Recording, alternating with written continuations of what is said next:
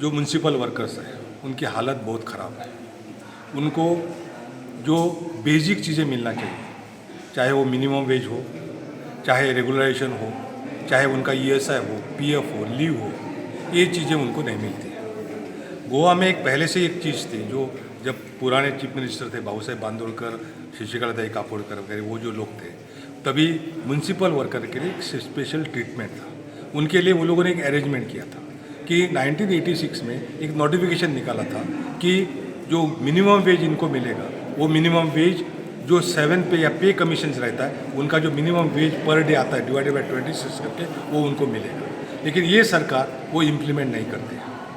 अभी 25-25 साल 30 साल वाले डेली वेज वाले काम कर रहे हैं, वो लोगों को रेगुलराइजेशन नहीं कर रहे हैं। यानी आज अगर आप गोवा में टोटल देखेंगे 100 लोग भी परमानेंट नहीं रहेंगे टोटल म्यूनसिपाल्टी में, जो लेबर काम करने वाले हैं।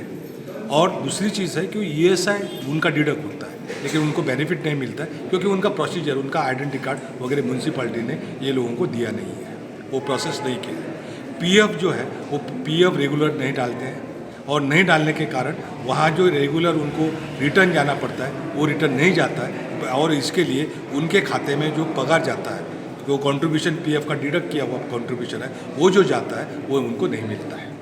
तो इसके कारण उनके बहुत करीबन 30 डेथ केसेस है म्यूनसिपाल्टी में, और एक को भी आज पीएफ का पेंशन नहीं मिल रहा है। पीएफ का ईडीएलआई जो 7 लाख रुपए मिलता है, जो कोई अगर वर्कर पीएफ कवर्ड है, वो अगर एक्सपायर हो गया उसके फैमिली के लिए 7 लाख रुपए मिलता है, लेकिन वो भी उनको आज मिला नहीं है क्योंकि उनका प्रोसेस म्यूनसिपाल्टी वो लोगों ने ये नहीं किया है।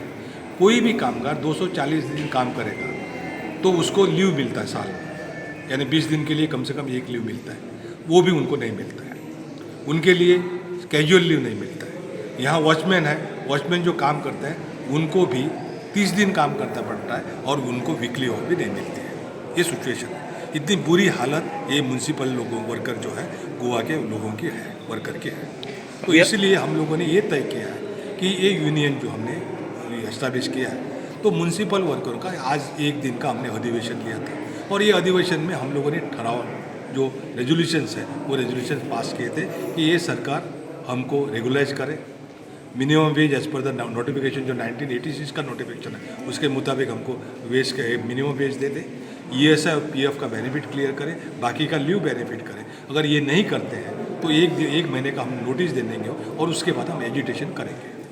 आपने इससे पहले बहुत ऐसे एजुटेशन लीड किए हैं, ये थोड़ा सा हमें बता दिए कि अगर ये नहीं किया है तो सरकार को इसका क्या नुकसान उठाना पड़ेगा, क्या कार्रवाई हो सकती है? बेसिकली अगर ये देखो, ये समाज के लिए एसेंशियल लोग हैं। हम ये नहीं चाहते कि पब्लिक के लिए तकलीफ हो, ये नहीं चाहते, लेकिन अगर हमें मजबूरी है तो हम अगर करना पड़ेगा तो हम ये रिक्वेस्ट करेंगे, जब अगर हम डिसीजन लेंगे तब ये जो लोकल लोग हैं, ये जो समाज है हमारा, जो पब्लिक है, वो लोगों ने ये लोगों को हेल्प करना चाहिए क्योंकि वो गरीब लोग हैं।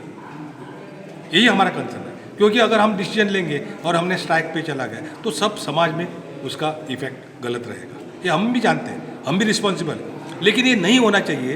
अगर नहीं होना चाहे तो बाद में क्या होना चाहिए, सरकार ने तुरंत एक्शन लेना चाहिए। अगर हम मजबूर है आदमी, यानी ये जगह हम डिसीजन हम स्ट्राइक करते हैं, अगर डिसीजन ले लिया, it becomes the suicidal case. क्यों होगा? नहीं तो हमको कोई सहारा नहीं है। आज हमको 700 रुपये भी मिल रहा है, उसमें डिडक्शन होकर हमारे हाथ में 500 रुपये आता है। वो 500 रुपये में हम हमारे बच्चों को सिखाए कैसे, पढ़ाई कैसे करें, हम हमारा जीवन कैसा करें, हमारा जो खाने पीने का खर्चा है। आज अगर सरकार जो है वो प्रिजनर है, उसको पर डे का कॉस्ट मेरे से 700-800 रुपये एक्सपेंस करती है, और हम तो काम करते हैं, उनको नहीं सरकार कर रही है। तो इस सरकार ने इसके ऊपर ध्यान देना चाहिए। पहले भी सरकार ने 2023 में जो रेवेन्यू मिनिस्टर विश्वजीत राणे, उसने पब्लिकली डिक्लेयर किया था कि हमने डिसीजन लिया है कि हम तुरंत उनको रेगुलाइज करें। 2023 आज 2 साल हो गए, आज भी उसका इम्प्लीमेंटेशन नहीं है। बेसिक इश्यू है कि सब है, सबका रिकमेंडेशन है, लेकिन सरकार करना नहीं चाहते कि उनका अल्टीरियर मोटो क्या है हमको पता नहीं है। लेकिन अगर हम मजबूर, अगर वो सरकार हमारा इश्यू नहीं लेती है, अगर हमको मजबूरन कुछ करना पड़ेगा तो हमको रिस्पॉन्सिबल नहीं रहना होना चाहिए, और वो लोगों ने हमको रिस्पॉन्सिबल नहीं पकड़ना चाहिए। क्योंकि मैंने तो कम से कम लास्ट 45 ईयर्स रेगुलरली गोवा में जो काम किया है वो with the interest of the nation किया है, with the interest of the state किया है, with the interest of the industry किया है, with in the interest of the workers. Worker का जो इंटरेस्ट है वो इंटरेस्ट देश के इंटरेस्ट को आगे नहीं है, with in the interest of the nation. ये हमने काम किया है, हमने कोई गलत काम लोगों को करने को नहीं दिया और हमने कभी नहीं किया। लेकिन अगर हमारी मजबूरी है, लोग अगर नहीं हमारा सुनते हैं, अगर हमको एजुकेशन कुछ करना पड़ेगा तो हम कर सकते हैं। नमस्ते।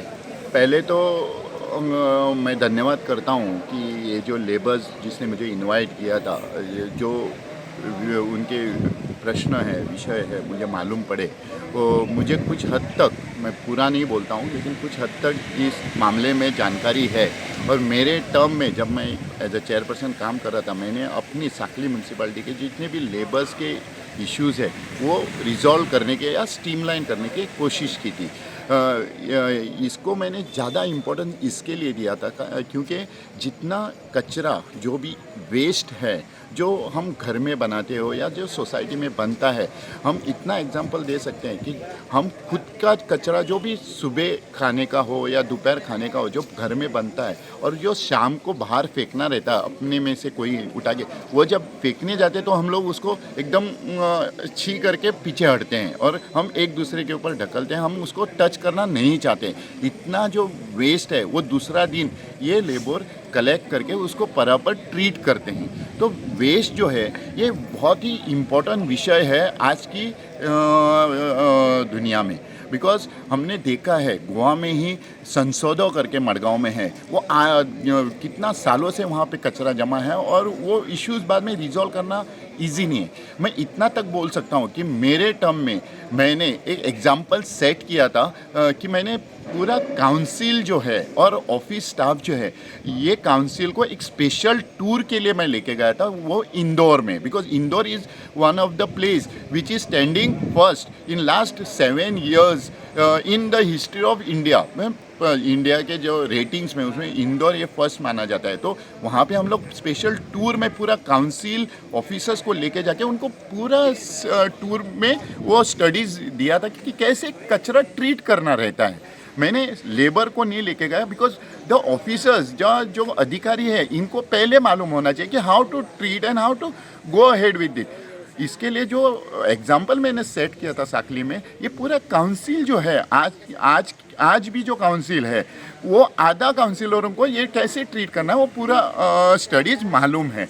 तो मैं इतना ही बोल सकता हूँ कि कचरा जो है ये बहुत इम्पोर्टेंट इश्यू है और जो लेबर्स यहाँ काम करते हैं, जिनकी आज की आमदनी गोवा सरकार 700 देती है या उनको कंफर्म नहीं किया है या उनको पीएफ ईएसआई से कुछ तो हद तक प्रॉब्लम्स है, क्लियर नहीं है उनके इश्यूज, स्ट्रीमलाइन नहीं है, या फिर उनको लीव्स का प्रॉब्लम है, ये सब इश्यूज जो है गोवा गवर्नमेंट ने पिछले अधिवेशन में प्रॉमिस किया था कि वो स्ट्रीमलाइन करेंगे। आज की डेट तक ये कर नहीं पाए।